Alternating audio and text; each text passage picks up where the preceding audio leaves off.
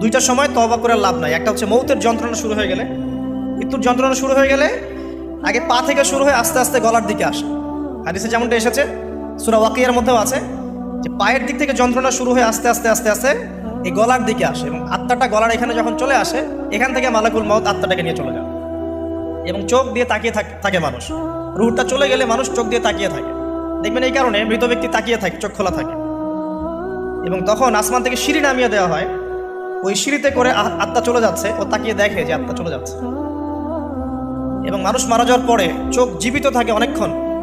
Medical science যারা পড়েছে তাদেরকে জিজ্ঞাসা করবে, মানুষ ডেড হয়ে গেলেও চোখ দেখবেন আরও কয়েক ঘন্টা, হয়তো আরও নির্দিষ্ট একটা সময় পর্যন্ত চোখটা কিন্তু জীবিত থাকে।